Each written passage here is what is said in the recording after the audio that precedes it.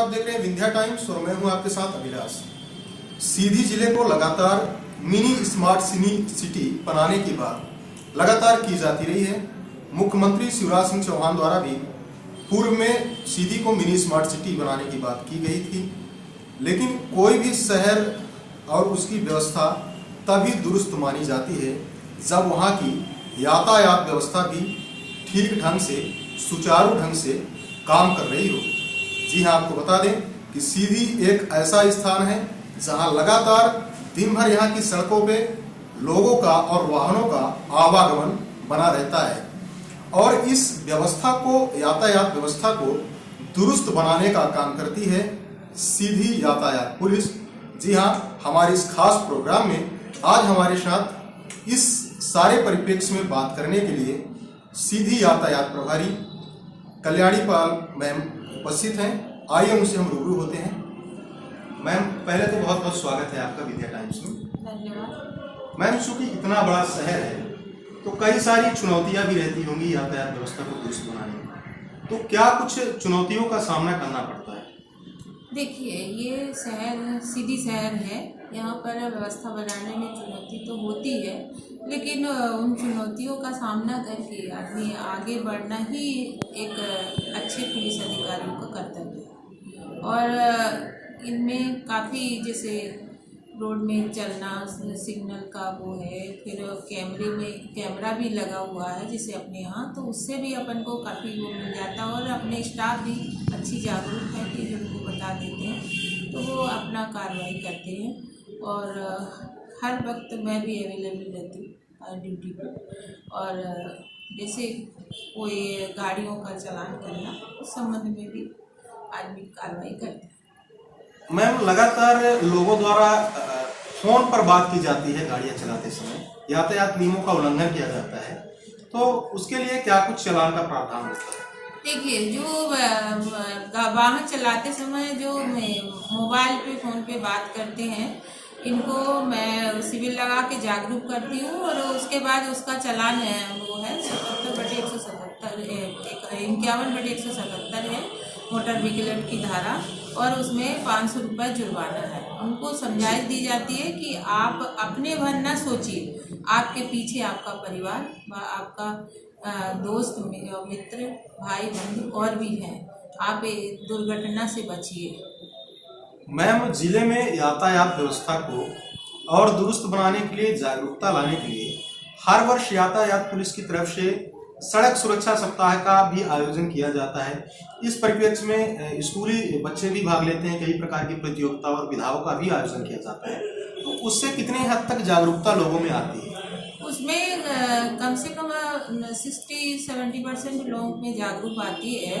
हम स्कूली बच्चे और बच्चों के जरिए जो जागरूक करते हैं सड़क सुरक्षा व्यवस्था में, तो उससे घर घर तक और गांव-गांव तक इसे मतलब जानकारी हो जाती है कि हमको अपने साइड से चलना चाहिए और टू व्हीलर को जब प्रयोग करें तो हेलमेट लगाना चाहिए, फोर व्हीलर में चले तो मतलब सीट बेल्ट लगाना चाहिए, और चलते समय मोबाइल पे बात ना करें, और टू व्हीलर में 3 सवारी सवार ना।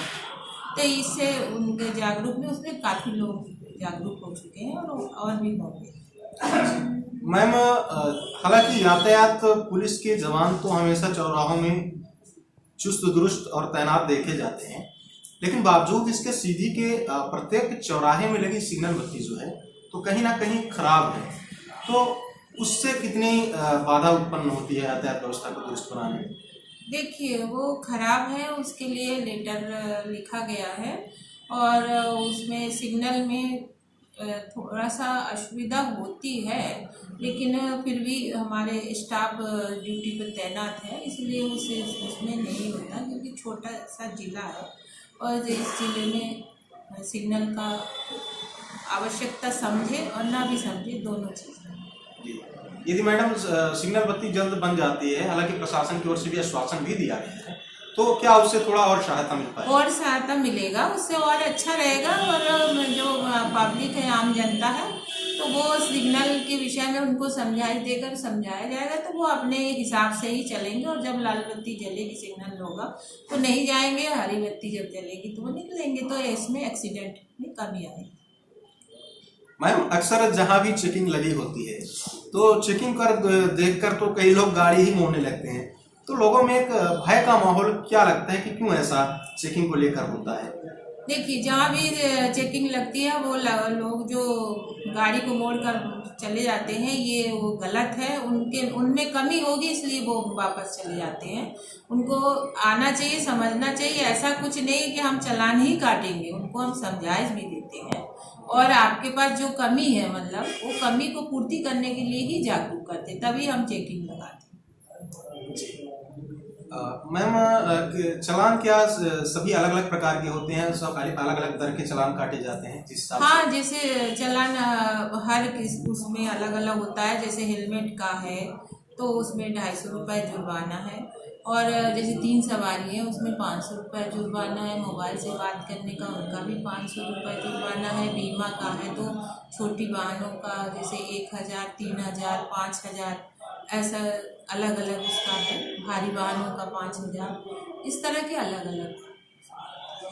जी मैम, चूंकि आप एक महिला भी हैं और चूंकि शहर की यातायात व्यवस्था को तो संभालती हैं, इसके साथ साथ घर में भी कई सारी जिम्मेदारियां होती हैं। घर में भी घर की व्यवस्था को भी संभालती हैं। तो कैसे ये सामंजस्य घर और शहर के बीच में बनाती है?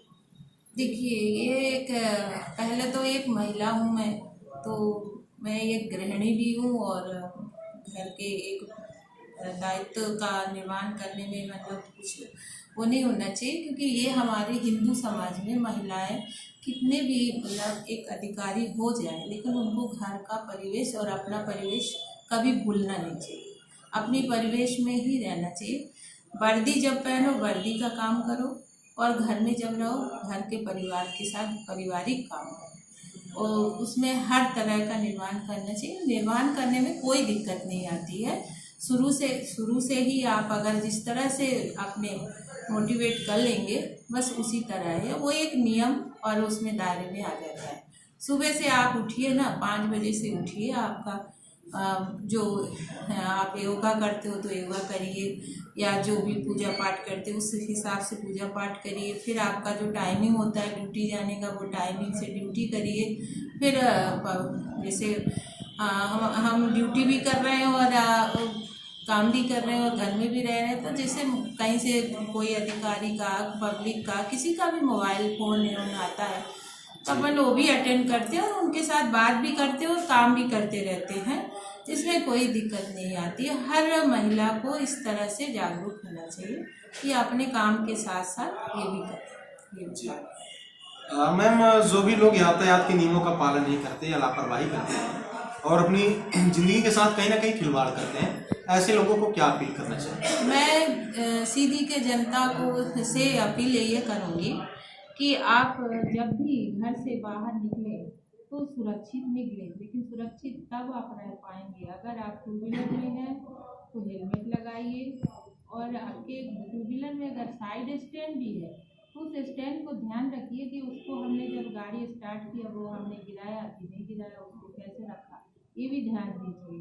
और उसको समय समय पर अपनी वाहनों को भी चेक करते रहें कि हमारी वाहन कैसा है, क्या नहीं है, क्या हम जहाँ तक लक्ष्य लिए हैं वहाँ तक जा पाएंगे कि नहीं पाएंगे, इस चीज़ को भी ध्यान दें। जो 4 व्हीलर से हैं वो जब बैठे पूरा गाड़ी को चेक करें कि मेरी गाड़ी सही है कि नहीं है। उसके बाद बैठे, सीट बेल्ट लगाएं और अच्छे से चले। मोबाइल से अभी भी कतई बात न करें, नशा भी न करें।